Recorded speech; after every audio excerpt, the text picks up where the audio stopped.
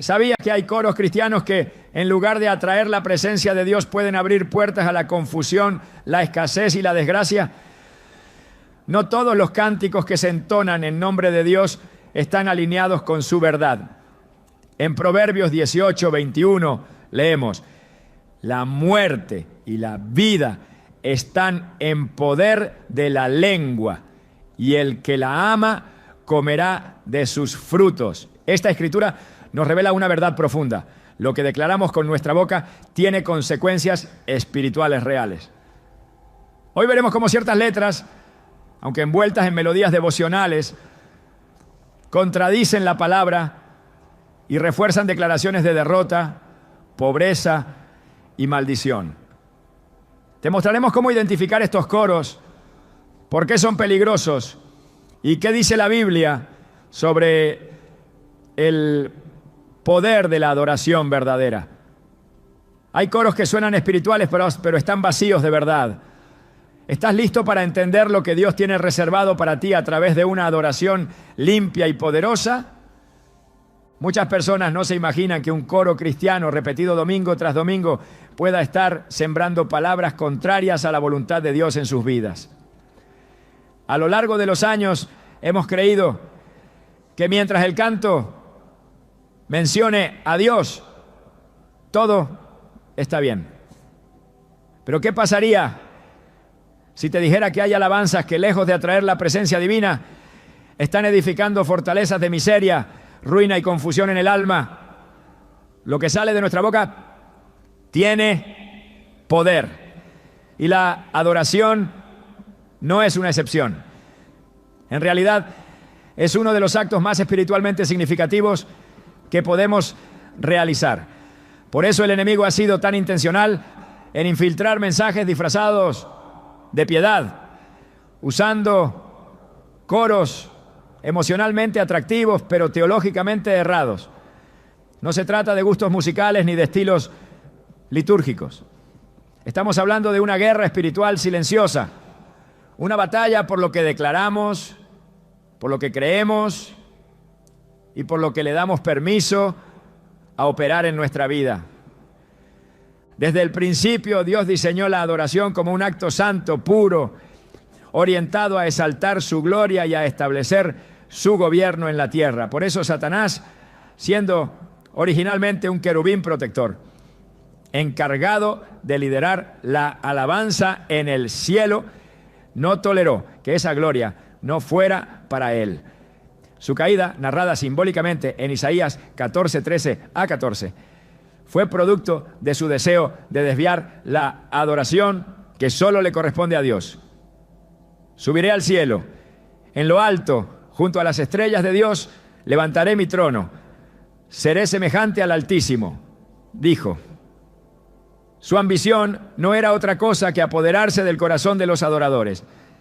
Y ese plan continúa hasta hoy, pero de maneras mucho más sutiles. Una de las estrategias más efectivas que ha usado en tiempos modernos es contaminar la adoración a través de letras que, aunque parecen humildes, en realidad niegan el carácter de Dios.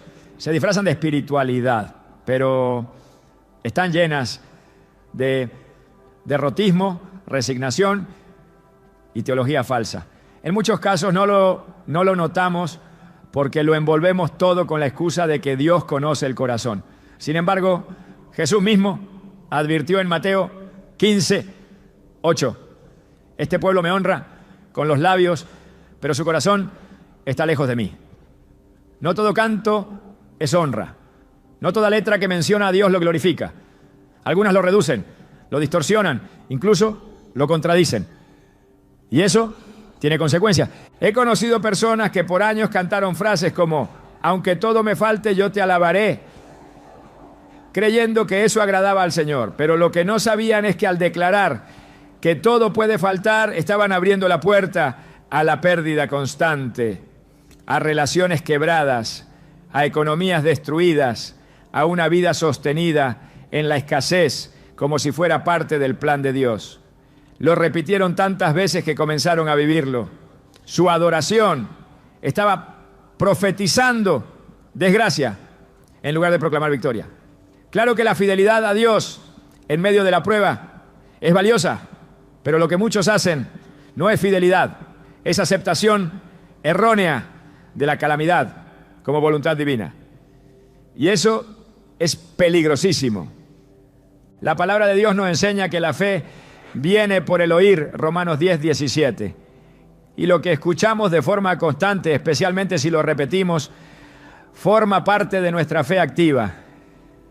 Entonces, si un coro que repites cada semana dice que ya no puedo más, me rindo al dolor, eso es lo que vas a terminar creyendo. Sin darte cuenta, estarás usando la adoración para validar una identidad que Dios nunca te dio, la del quebrantado sin esperanza, la del esclavo resignado. Y cuando esa identidad se establece, se activa también un ciclo espiritual de derrota, que no se rompe simplemente cambiando de palabras, sino renovando el entendimiento. Proverbios 18, 21 declara: la muerte y la vida están en poder de la lengua, y el que la ama comerá de su fruto. ¿Qué estás comiendo? ¿Qué frutos estás viendo en tu vida? Si cada vez que cantas le estás diciendo a tu alma, que el fracaso es parte del proceso, que la miseria es compañera del cristiano, que la tristeza es inevitable, entonces no te sorprendas si eso es lo que comienza a brotar a tu alrededor. Dios no se complace en verte vivir en ruinas. Jesús dijo en Juan 10:10, el ladrón no viene sino para hurtar, matar y destruir. Yo he venido para que tengan vida y para que la tengan en abundancia. Pero si tu canto exalta la pérdida más que la promesa, estás permitiendo que el ladrón tenga voz en tu adoración. Recuerdo la historia de una mujer que servía fielmente en su iglesia. Todos los domingos dirigía la alabanza con una voz hermosa y un corazón dispuesto. Sin embargo, su vida estaba marcada por una constante cadena de pérdidas. Trabajos que no duraban, relaciones que se rompían sin explicación, enfermedades que venían una tras otra. Un día, durante una oración de liberación, el Señor reveló algo que ella jamás había considerado. Durante años había cantado desde lo más profundo de su alma un coro que decía: si me quitas todo, igual seguiré, como si el despojo fuera parte del trato. Aquella letra, inspirada por la experiencia de Job, no era mala en sí, pero al convertirla en declaración constante, había sellado en su espíritu la idea de que perder era espiritual. Nunca lo había cuestionado. Creyó que esa era su cruz, pero en realidad había convertido una frase en un pacto inconsciente de ruina. El día que rompió con esa declaración, su vida comenzó a cambiar, no por magia, sino porque su fe empezó a alinearse con las promesas de restauración, provisión y propósito que Dios había preparado para ella. El problema no es la letra poética, es el contenido espiritual que carga esa poesía. Satanás no necesita que cantes canciones abiertamente malignas. Le basta con que declares cosas erradas con convicción. Él conoce la ley espiritual de las palabras. Cuando Jesús fue tentado en el desierto, cada palabra que salió de su boca fue escritura. No improvisó, no cantó desde la emoción, respondió con verdad. En Mateo 4:4 leemos: escrito está, no solo de pan vivirá el hombre, sino de toda palabra que sale de la boca de Dios. Esa palabra que sale de su boca debe ser también la que sale de la nuestra. Pero si nuestras canciones no salen del corazón de Dios, sino del corazón herido del hombre, entonces estamos edificando altares emocionales, no espirituales. Pablo escribió en Colosenses 3:16 que la palabra de Cristo habite en abundancia en vosotros, enseñándoos y exhortándoos unos a otros con salmos, himnos y cánticos espirituales. ¿Qué significa eso? Que nuestros cánticos deben tener contenido doctrinal, verdad revelada, propósito edificante, Pero muchos de los coros actuales son simplemente repeticiones emocionales vacías, sin fundamento, sin dirección bíblica. Y lo más peligroso es que al repetirlos una y otra vez, les damos autoridad espiritual. No se trata de dejar de cantar, se trata de cantar con discernimiento, de no permitir que tu adoración sea manipulada por la melancolía o por experiencias mal interpretadas, porque el enemigo no teme tanto a tu canto fuerte, sino al canto correcto. Aquel que proclama la victoria de Cristo, aquel que exalta su carácter fiel, aquel que destruye mentiras con verdad. Esos son los cánticos que sacuden el infierno. Los otros, aunque tengan ritmo, aunque produzcan lágrimas, no tienen peso en lo espiritual. Muchos creyentes están viviendo debajo del nivel que Dios ha diseñado para ellos, simplemente porque han aceptado, mediante la adoración, una identidad que no les corresponde. Le cantan a un Dios lejano, ausente, que parece disfrutar de verlos sufrir. Y lo hacen porque eso es lo que han aprendido a cantar, pero eso no es lo que enseña la Escritura. Salmo 23, 1 dice: el Señor es mi pastor, nada me faltará. Sin embargo, hay coros que dicen lo contrario. Hay letras que dicen: aunque no tenga nada, yo seguiré. Y no como una expresión de fe, sino como una aceptación de la escasez como algo permanente. Eso no es fidelidad, es fatalismo. Cuando cantas algo con el corazón, lo sellas en tu espíritu. No es solo melodía, es un acto de acuerdo espiritual. Y muchos creyentes están en acuerdos con la miseria, con el abandono, con la tristeza, no porque lo deseen, sino porque lo han cantado con sinceridad, sin cuestionarlo. Por eso este mensaje es tan importante, porque Dios quiere abrir tus ojos, no para que dejes de cantar, sino para que cantes con verdad, con poder, con identidad. Este es el tiempo de una adoración limpia, una adoración que no se conforma con repetir lo que suena bonito, sino que escoge cuidadosamente cada frase, cada declaración, cada verso, para asegurarse de que está proclamando lo que el cielo respalda.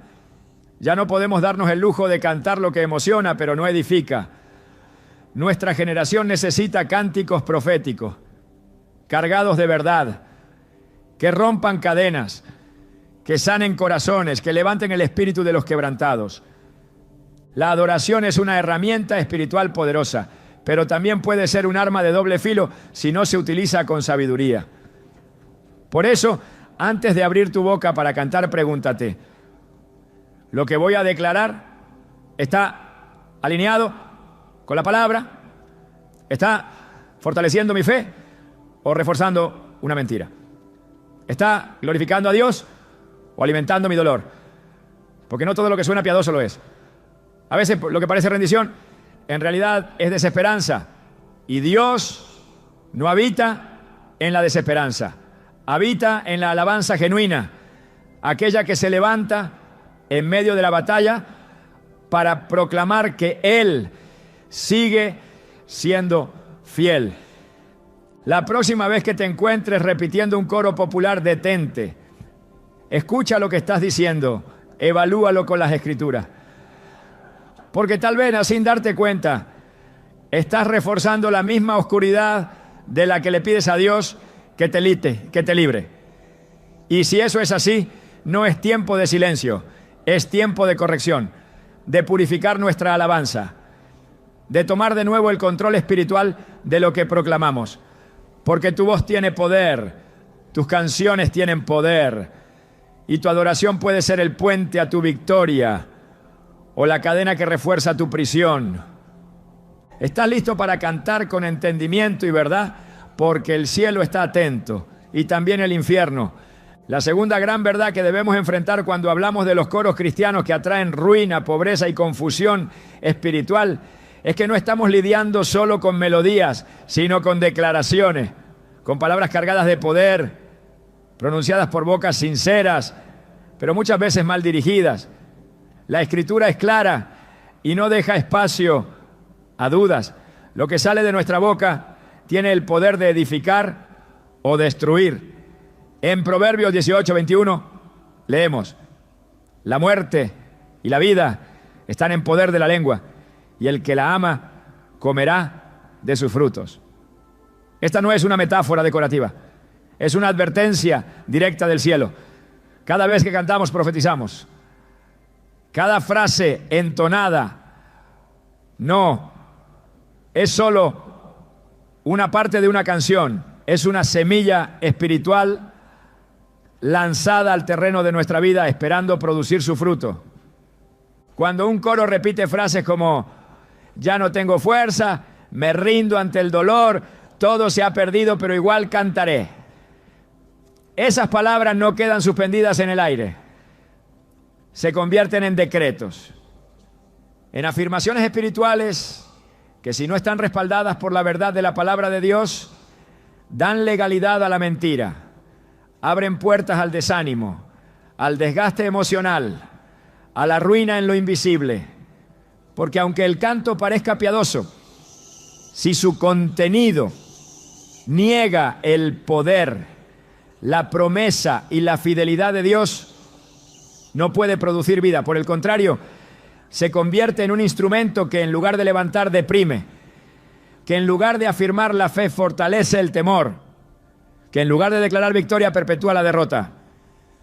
Jesús mismo dijo en Mateo 12, 36 a 37, mas yo os digo que de toda palabra ociosa que hablen los hombres, de ella darán cuenta en el día del juicio. Porque por tus palabras serás justificado y por tus palabras serás condenado. Este principio también se aplica a lo que cantamos, lo que muchos consideran inofensivo, lo que repiten sin pensar porque así dice la canción. Puede estar marcando su atmósfera espiritual de manera invisible, pero contundente. Las canciones no son simplemente una forma de expresión, sino un vehículo que transporta convicciones, teología, verdades o errores directamente al alma. La palabra de Dios es viva y eficaz. En Hebreos 4:12 se declara que es más cortante que toda espada de dos filos. Cuando esa palabra es cantada, se activa como una espada profética, penetrando corazones, abriendo caminos, desatando promesas. Pero cuando las palabras entonadas no vienen de la palabra, sino de la emoción, de la frustración o del dolor sin redención, esa espada se vuelve en contra. En lugar de cortar cadenas, corta la esperanza. En lugar de abrir cielos, cierra los oídos espirituales.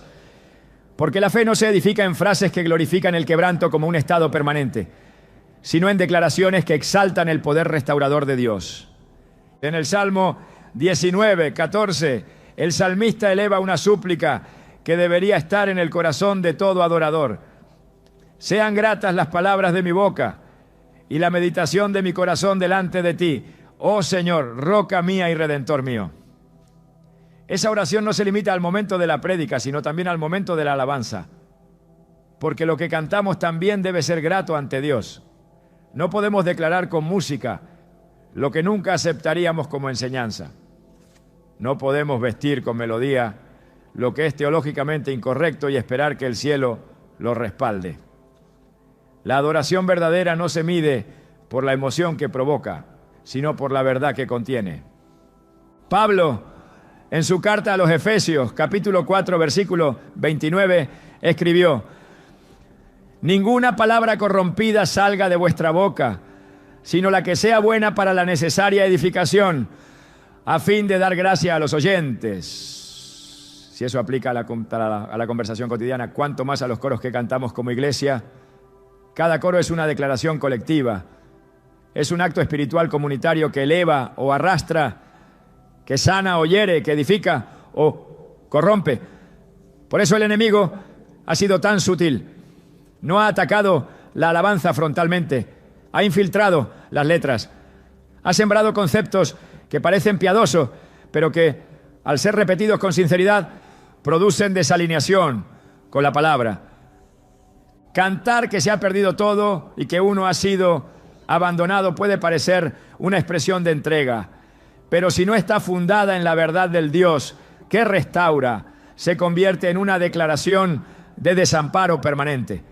La adoración jamás fue diseñada para reafirmar nuestras debilidades como verdades eternas.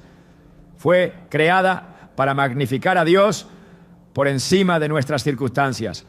Fue diseñada para declarar su soberanía, su cuidado, su justicia, su provisión. En ningún lugar de las Escrituras se presenta la adoración como un lamento sin propósito. Incluso los salmos más angustiados concluyen con esperanza. Aún en medio del clamor el tono cambia y el salmista afirma la fidelidad la fidelidad del Señor.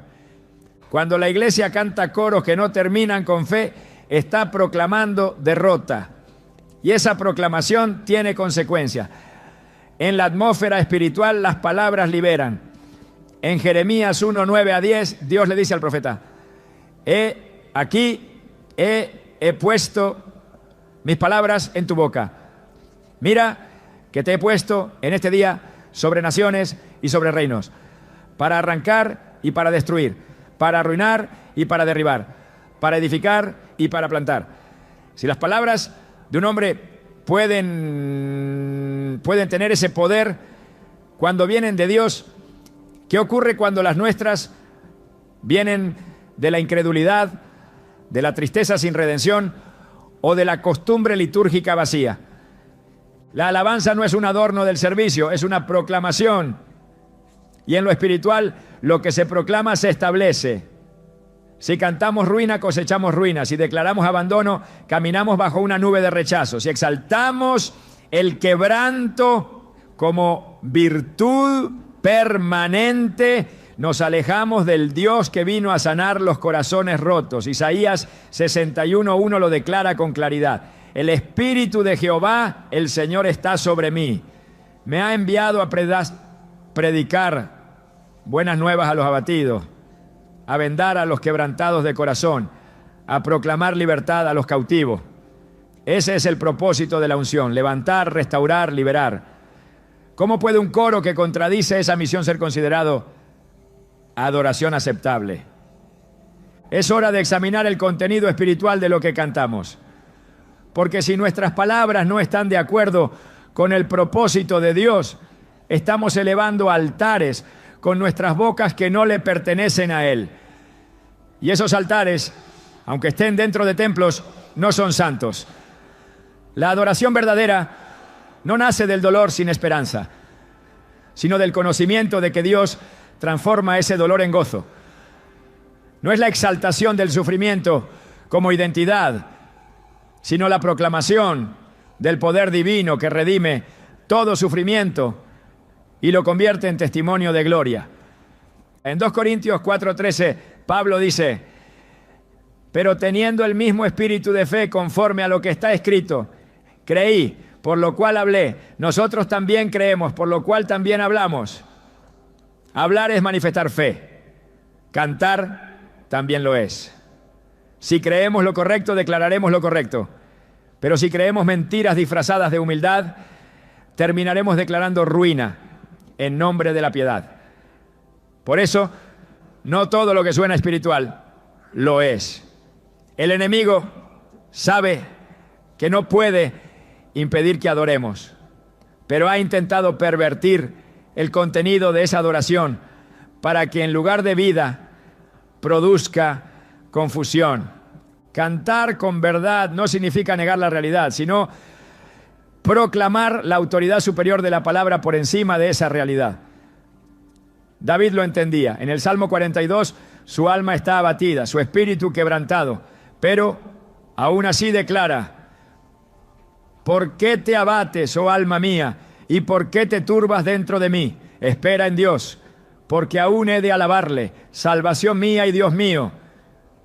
La alabanza, incluso en el dolor, no es para perpetuar el dolor, sino para declarar que hay salvación, que hay esperanza, que hay restauración en camino. Los coros que niegan esa esperanza, que repiten sin cesar el dolor, sin proclamar la redención, se convierten en cadenas melódicas. No son actos de fe, son himnos de resignación. Y Dios no nos llamó a la resignación, sino a la transformación. Romanos 12:2 nos exhorta: no os conforméis a este siglo, sino transformaos por medio de la renovación de vuestro entendimiento, Esa renovación comienza también con lo que declaramos en la adoración, porque si cambiamos la letra pero no renovamos la mente, volveremos a repetir los mismos errores con diferente ritmo. Dios desea una iglesia que adore con entendimiento, que cante con discernimiento, que proclame con autoridad. Una iglesia que entienda que las canciones son también oraciones, son también decretos, son también actos proféticos. Y que como tales deben pasar por el filtro de la verdad. No se trata de cantar bonito, sino de cantar lo correcto. Porque el enemigo no teme a una voz afinada, sino a una voz alineada. Una voz alineada no repite lo que está de moda, sino lo que está escrito. No proclama lo que siente, proclama lo que cree. Y cree lo que la palabra dice, no lo que la emoción sugiere. Esa es la diferencia entre una adoración que transforma y una adoración que estanca. Entre una alabanza que libera y una que esclaviza. La palabra cantada con fe tiene el poder de romper yugos. Pero las letras que niegan esa palabra, aunque se disfracen de devoción, no tienen ese poder. Volver a la pureza de la adoración es volver al poder de la palabra. Es entender que lo que declaramos con nuestra boca, especialmente en la alabanza, establece un ambiente espiritual. Y ese ambiente puede ser cielo o puede ser desierto. Puede ser victoria o puede ser ruina. Todo depende del contenido, del origen, de la verdad detrás de la melodía. Cada palabra que cantas importa. Cada verso que proclamas en adoración establece algo en tu espíritu. Que ese algo esté alineado con la vida que Dios quiere darte. Porque el que canta también siembra.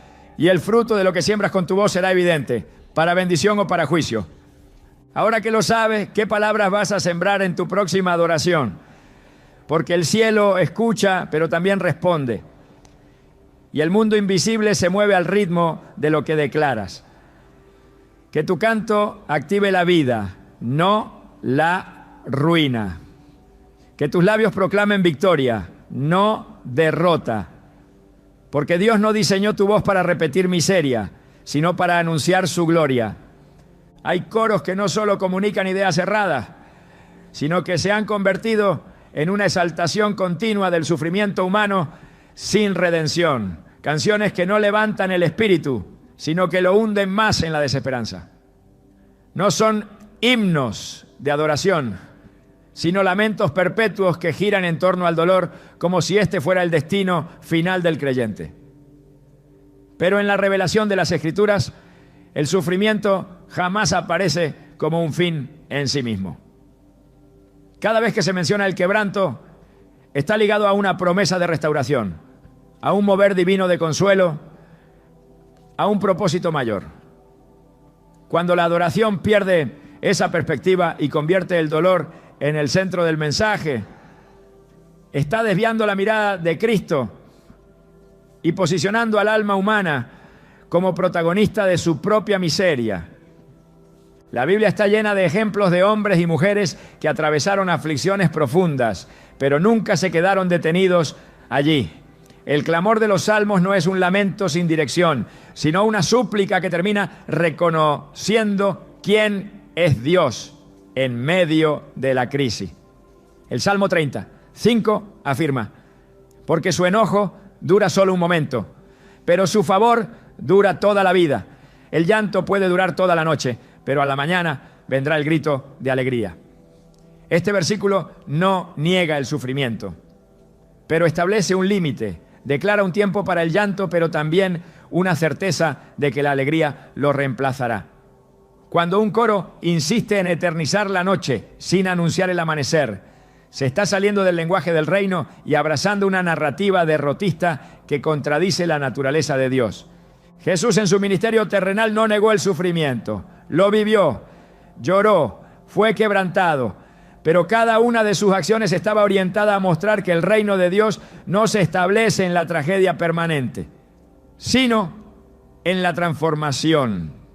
En Lucas 4:18, cuando declaró su propósito, al leer del profeta Isaías, dijo: el Espíritu del Señor está sobre mí, por cuanto me ha ungido para dar buenas nuevas a los pobres.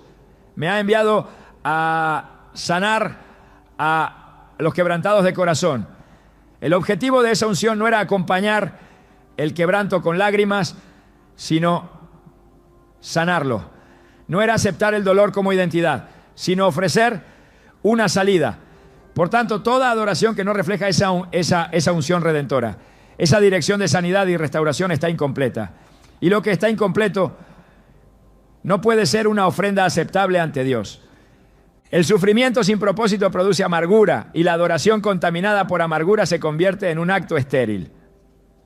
Las letras que giran en torno a frases como estoy roto y seguiré así, no tengo nada, pero eso es mi adoración.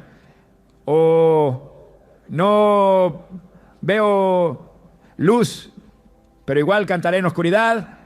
Son frases que, aunque parecen devoción, están impregnadas de resignación. No enseñan a confiar, sino a conformarse.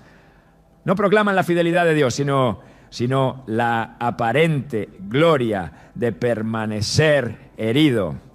Pero el reino de Dios no se manifiesta en un pueblo que canta su dolor, sino en uno que proclama la victoria del Cordero aún en medio del valle. El apóstol Pablo experimentó prisiones, naufragios, persecuciones y múltiples pruebas. Sin embargo, en Filipenses 4, 11 a 13, escribe: he aprendido a contentarme, cualquiera que sea mi situación. Todo lo puedo en Cristo, que me fortalece. Esta afirmación nace del sufrimiento, pero no lo celebra como destino, sino como oportunidad para manifestar la fuerza de Cristo. La alabanza verdadera no consiste en describir detalladamente la aflicción, sino en declarar el poder de Dios que opera en medio de ella.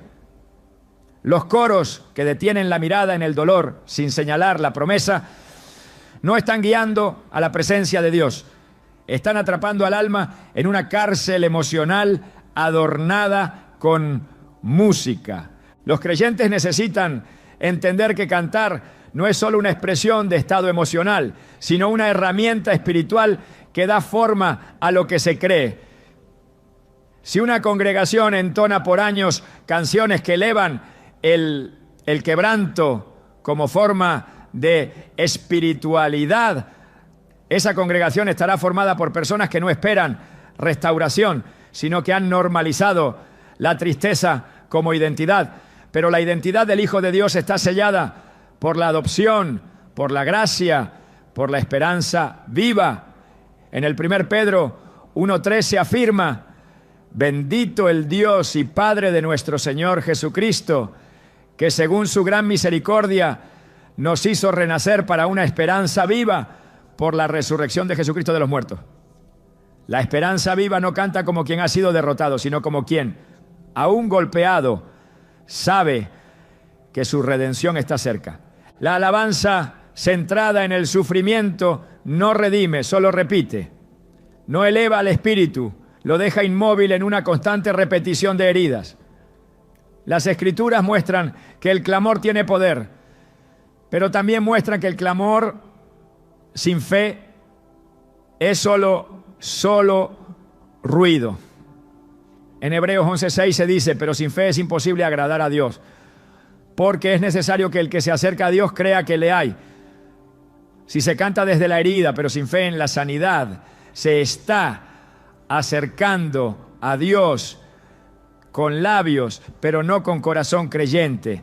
El canto puede ser emocionalmente impactante, pero espiritualmente estéril. No edifica, no transforma, no libera. Los cánticos de lamentación existen en la Biblia, pero siempre tienen un giro. El libro de Lamentaciones, profundamente doloroso, termina con un llamado a la restauración. Vuélvenos, oh Jehová, a ti y nos volveremos. Renueva nuestros días como al principio. Lamentaciones 5:21. Ese llamado al retorno, al inicio, al diseño original, es lo que falta en muchos coros modernos que se quedan repitiendo la ruina como si el Evangelio no ofreciera más que consuelo para seguir herido. Pero el Evangelio no es solo consuelo. es resurrección. No es solo una mano que acaricia al caído. Es una voz que le dice, levántate y anda. Cuando la adoración olvida esa verdad, se vuelve una forma de idolatría emocional, porque comienza a exaltar la experiencia humana por encima de la verdad divina. El dolor se vuelve un altar y la tristeza una bandera. Pero en Cristo no fuimos llamados a ser portadores de tristeza, sino embajadores de reconciliación. En 2 Corintios 5:20 se declara, así que somos embajadores en nombre de Cristo, como si Dios rogase por medio de nosotros. Os rogamos en nombre de Cristo, reconciliaos con Dios. ¿Cómo puede alguien cumplir ese ministerio si su canto siempre refleja derrota, si su alabanza siempre termina en oscuridad? La reconciliación implica transformación, implica restauración de la identidad, implica una adoración que refleja al Dios que sana.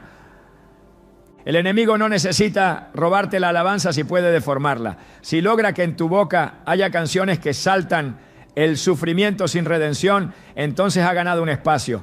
No necesitas dejar de cantar para caer en error, solo necesitas cantar lo equivocado con sinceridad, porque la sinceridad sin verdad no tiene poder de edificación. El propósito de Dios no es que repitamos nuestra miseria, sino que declaremos su majestad. No se trata de negar el proceso doloroso, sino de no permitir que el proceso se convierta en un lugar de residencia espiritual. Porque los que habitan en el valle del dolor, cantando su permanencia allí, olvidan que la voluntad de Dios es sacarlos a espacios de vida. En Salmo 126, 5-6 se declara, los que sembraron con lágrimas, con regocijo segarán.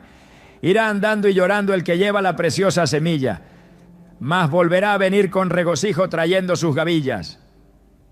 Las lágrimas no son el destino, son parte del proceso. El canto del que siembra con llanto no debe ser un canto de lamento perpetuo, sino uno que anticipa la cosecha con gozo. Cuando los coros no reflejan ese desenlace, están sembrando desesperanza, están enseñando a vivir en la semilla sin esperar la cosecha. Pero Dios no es un sembrador de ruinas, es un hacedor de milagros. El que comienza la obra la perfeccionará. Y eso también debe ser cantado, proclamado, declarado con poder. El reino de Dios no avanza con cantos que celebran la miseria espiritual. Avanza con cánticos de victoria, con himnos que proclaman la fidelidad de Dios aún en medio de la prueba. En Isaías 54:1, el profeta dice, regocíjate, oh estéril, la que no daba a luz. Levanta canción y da voces de júbilo. La canción no nace del resultado visible, sino de la promesa. El canto no se eleva desde el vientre lleno, sino desde la fe en que Dios cumplirá su palabra. Así es como se canta desde el reino. No porque todo se vea bien, sino porque el corazón ha creído que Dios lo hará. La adoración verdadera es anticipación, es expectativa. Es un eco del cielo en la tierra. No es una repetición del dolor humano, sino una declaración del poder divino. Cuando el canto gira eternamente en torno a la tristeza, no está proclamando el reino, está normalizando el cautiverio. Pero Cristo vino a libertar a los cautivos, a romper cadenas, a abrir cárceles. Y la alabanza debe reflejar ese mover de libertad. Debe ser una señal profética del reino en medio del desierto. Una bandera en alto que dice, el gozo viene, la restauración es segura, el Dios de los ejércitos pelea por nosotros. Las canciones que no muestran ese Dios, que no proclaman su poder, que no señalan el final glorioso de cada proceso, no están alineadas con el Evangelio. Porque el Evangelio no termina en cruz, sino en tumba vacía.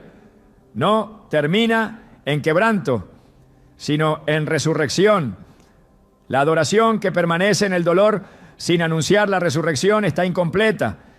Es una sombra sin luz, una oración sin respuesta, un eco sin dirección.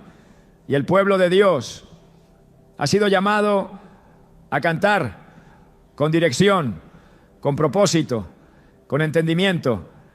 Cantar no es solo un acto de devoción, es un acto de guerra espiritual. Lo que se canta se activa, lo que se proclama se establece. Por eso en cada línea, en cada verso, en cada estribillo, debe haber verdad. No emoción disfrazada, no dolor romantizado, no resignación espiritual. Debe haber palabra viva, declaración profética, esperanza anclada en el carácter de Dios. Solo entonces la adoración será lámpara en medio de la oscuridad, guía en medio del caos, victoria en medio del valle. Porque Dios no habita en las canciones del sufrimiento perpetuo, sino en las alabanzas del pueblo que cree que Él cambia el lamento en danza, la ceniza en corona, la ruina en testimonio. Esa es la canción que transforma. Esa es la adoración que rompe cadenas. Esa es la voz que el cielo respalda. Una de las formas más sutiles mediante las cuales el enemigo ha logrado infiltrar confusión en la adoración del pueblo de Dios es por medio de letras que, sin parecer dañinas, en realidad proclaman escasez, abandono y una imagen distorsionada de la naturaleza del Padre. No se presentan como blasfemias abiertas ni como himnos de rebeldía. Se esconden bajo melodías suaves, palabras que aparentan humildad, frases que suenan espirituales, pero que en su raíz contradicen directamente las promesas del Dios proveedor, del Dios cercano, del Dios fiel. Son coros que repiten con solemnidad ideas como: aunque no tenga nada, aunque me sienta solo, aunque no vea tu mano, seguiré. Como si esas condiciones fueran permanentes, normales, inevitables e incluso deseables para la vida cristiana. Pero ninguna de esas afirmaciones está en armonía con el testimonio de las Escrituras. Desde Génesis hasta Apocalipsis, Dios se revela como un proveedor, un protector, un padre que no olvida a sus hijos ni los deja en vergüenza. La imagen del creyente desamparado, eternamente pobre, siempre derrotado, no nace en el corazón de Dios, sino en una teología alimentada por la emoción humana y no por la verdad eterna. Cuando se cantan frases que reafirman la ausencia de provisión o que normalizan la pobreza como parte del camino espiritual, lo que se está haciendo es establecer en el espíritu una mentalidad contraria al reino. En Deuteronomio 28, Dios describe con claridad la diferencia entre la obediencia que trae bendición y la desobediencia que atrae maldición. En el versículo 11 declara: y te hará Jehová sobreabundar en bienes. ¿Cómo puede entonces una canción que glorifica la carencia representar correctamente a ese Dios? El Señor es Jehová Jireh, el Dios que provee. Así lo revela Génesis 22:14.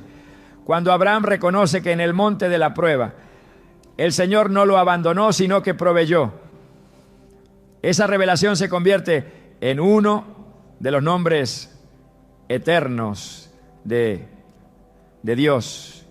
No es un acto aislado, es un atributo.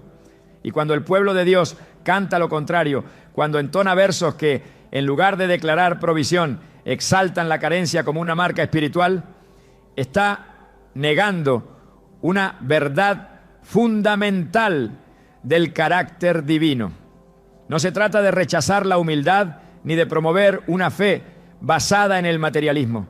Se trata de reconocer que la pobreza perpetua, el desamparo emocional o espiritual constante y la sensación de abandono no son banderas de piedad, sino mentiras que impiden al creyente experimentar la plenitud que el Padre ya ha destinado para él.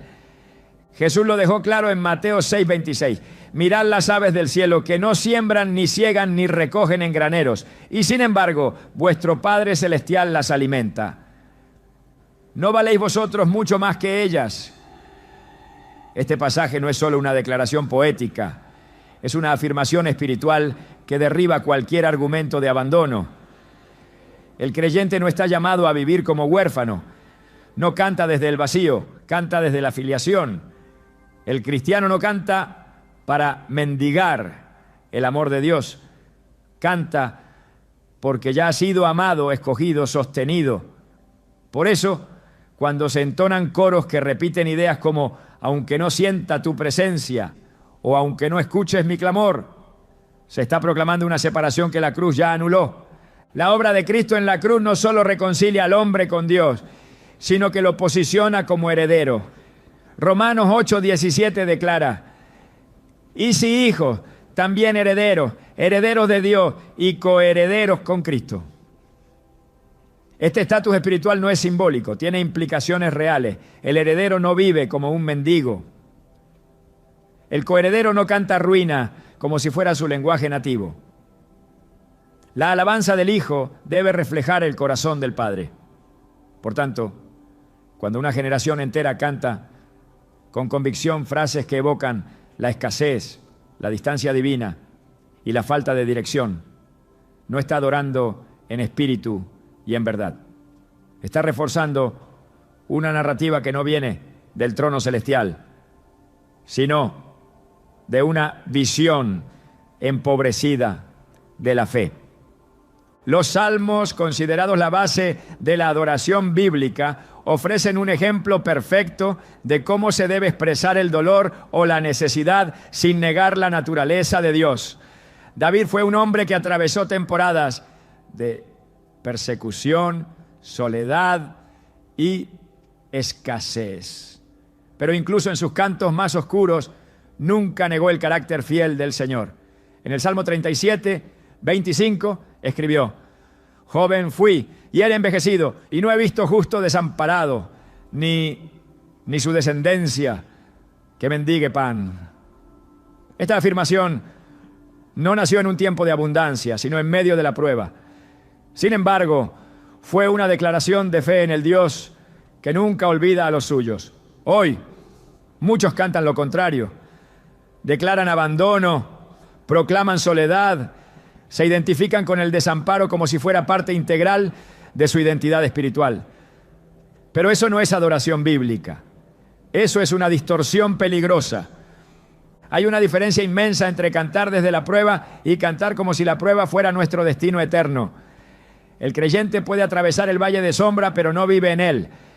Puede pasar por desiertos, pero no debe construir allí su morada espiritual.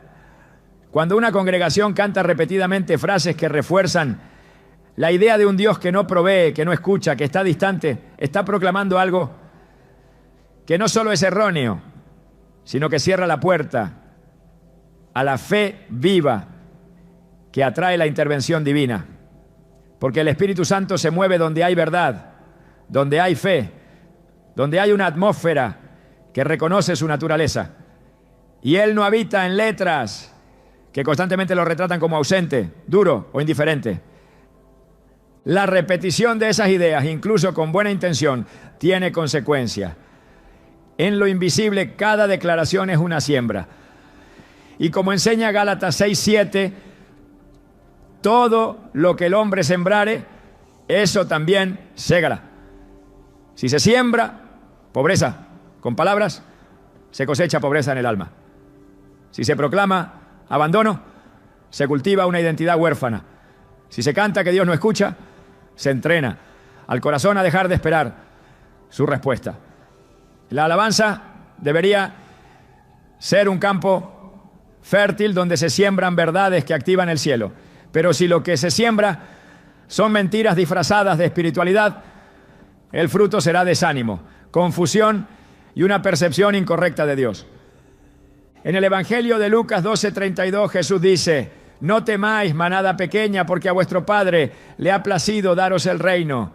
No se trata de pedir lo que no se ha ofrecido. El reino ya ha sido dado. Pero si las canciones insisten en declarar que no se tiene, que no se ve, que no se siente, se está entrenando al alma para vivir como si la herencia fuera una promesa lejana y no una realidad presente. La alabanza debe alinearse con esa verdad.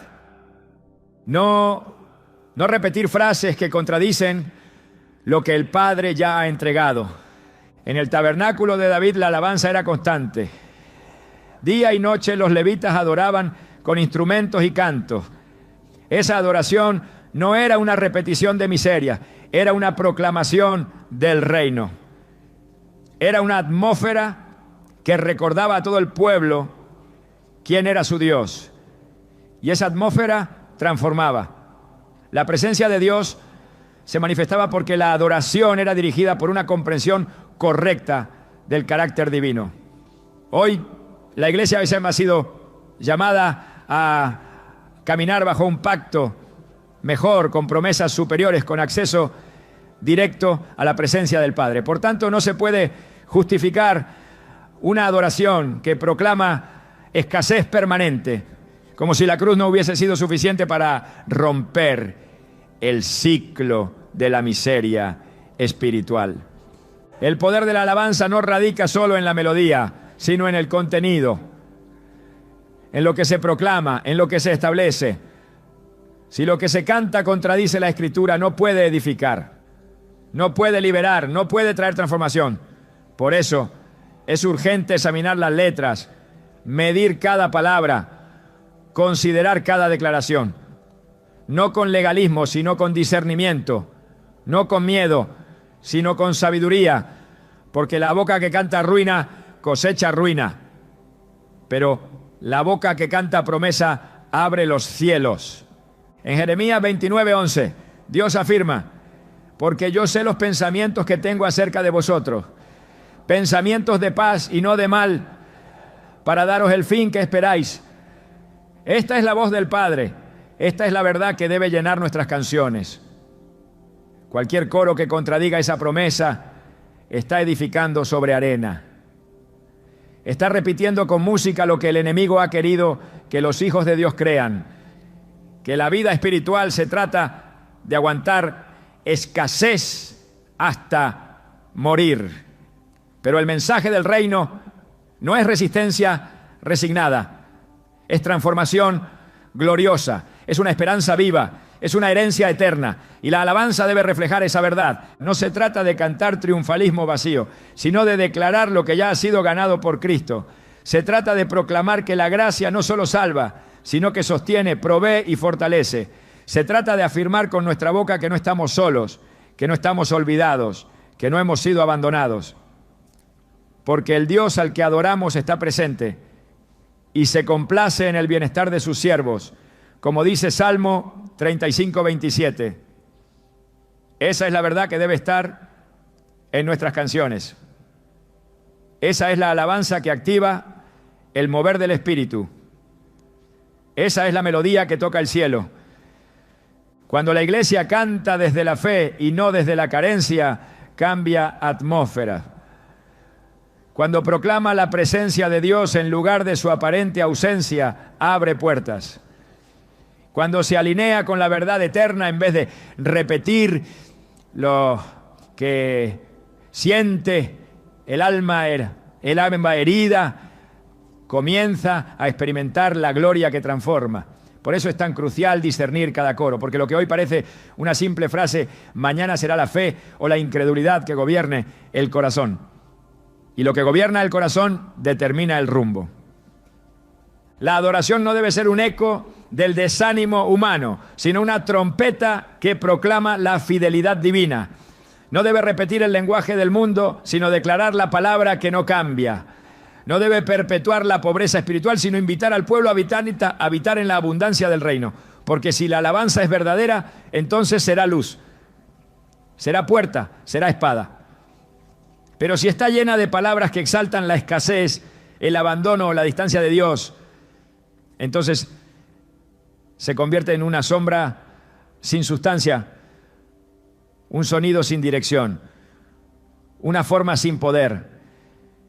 Dios busca adoradores que lo adoren en espíritu y en verdad, no en emoción y error, no en melancolía y costumbre, sino en alineamiento con su palabra.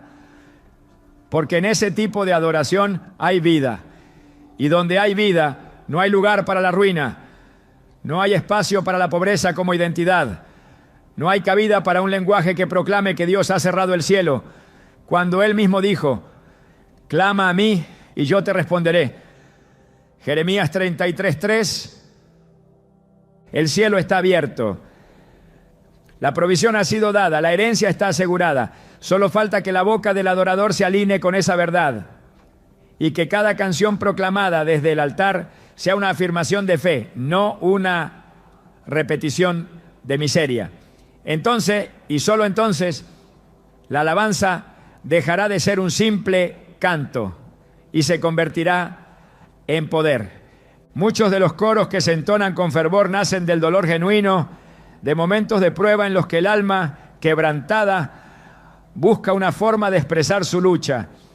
Pero el hecho de que una canción surja de un corazón sincero no significa que su contenido sea conforme a la verdad de la palabra. La sinceridad no reemplaza la doctrina. Y cantar con emoción no convierte una declaración errónea en una proclamación santa. Lo que define si una adoración es aceptable ante Dios no es la intensidad del sentimiento, sino la fidelidad a la revelación bíblica. Porque no basta con ser auténtico en el dolor si lo que se declara perpetúa una mentira espiritual. Y esto es justamente lo que sucede cuando se justifican ciertos coros bajo la idea de que fueron escritos desde el quebranto. David también escribió desde el quebranto, clamó, lloró, se lamentó profundamente, pero nunca utilizó su dolor para construir una teología derrotista. Cada salmo que nace desde su aflicción termina apuntando al carácter inmutable de Dios. En el Salmo 13, por ejemplo, empieza con una súplica angustiante. ¿Hasta cuándo, Señor? ¿Me olvidarás para siempre? Pero no termina allí. Concluye diciendo: mas yo en tu misericordia he confiado.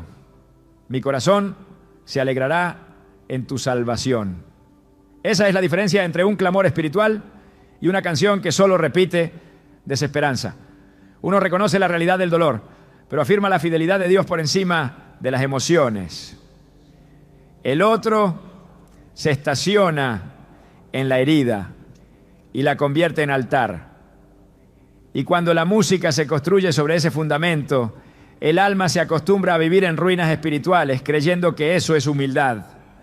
La palabra nos muestra que el Espíritu Santo es consolador, guía, maestro y defensor. Su tarea no es amplificar nuestro dolor, sino revelarnos la verdad que nos libera.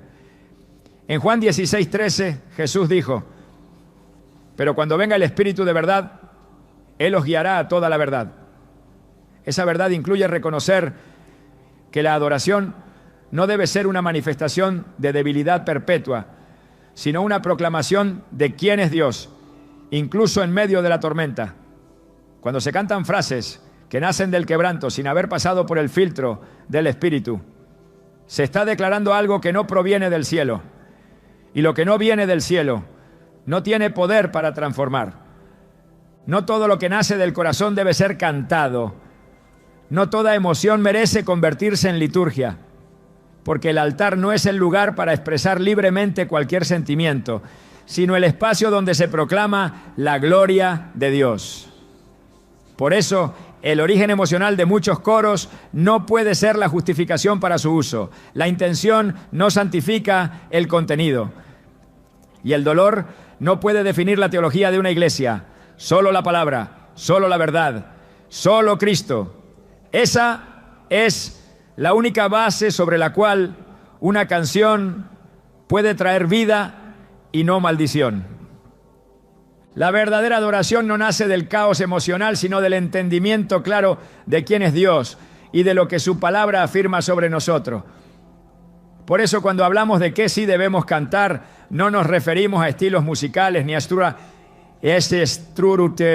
tales estructuras litúrgicas, sino al contenido espiritual que lleva la letra. Porque lo que proclamamos en medio de la alabanza debe tener un solo objetivo: exaltar el carácter de Dios, declarar su verdad y alinear el corazón del creyente con el cielo.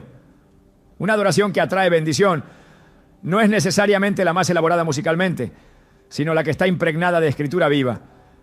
Porque cuando una letra refleja lo que Dios ha dicho, se activa en el mundo espiritual una atmósfera que no solo conmueve, sino que transforma.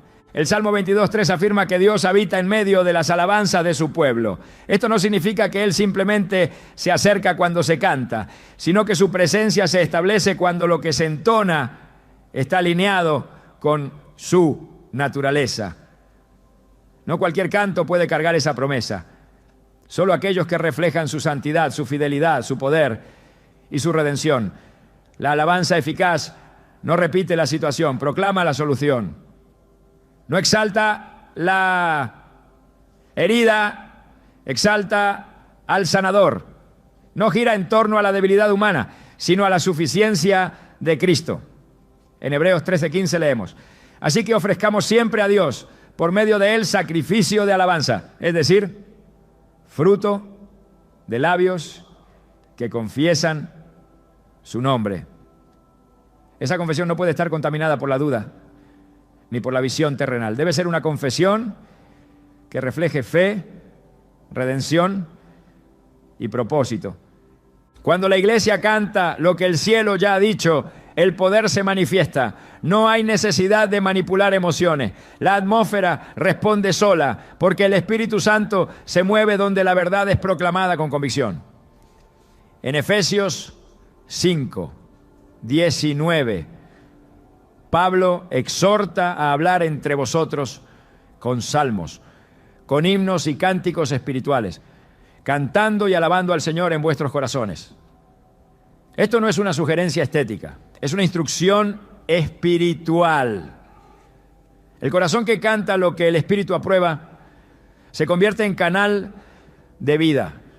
Una iglesia que canta promesas activa cumplimiento. Un pueblo que proclama la victoria de Cristo vence la opresión. Una voz que entona lo que la palabra establece rompe yugos. Por eso los cánticos deben contener verdad eterna. Frases que proclamen la identidad del creyente como hijo redimido. Letras que afirmen la cercanía de Dios, que celebren su justicia, que exalten su gracia. La adoración verdadera no solo expresa devoción, sino que construye una realidad espiritual basada en el reino. Cuando lo que se canta edifica, entonces también se libera. Porque donde hay verdad, hay libertad. Y donde hay libertad, hay presencia. Esa es la clase de adoración que el cielo respalda. Esa es la canción que trae bendición.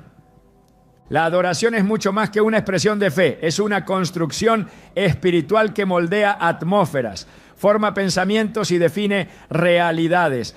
Cada coro que cantamos, cada palabra que entonamos desde el altar o desde lo íntimo de nuestro corazón, tiene el poder de edificar o desviar, de atraer el favor de Dios o de sellar ciclos de confusión.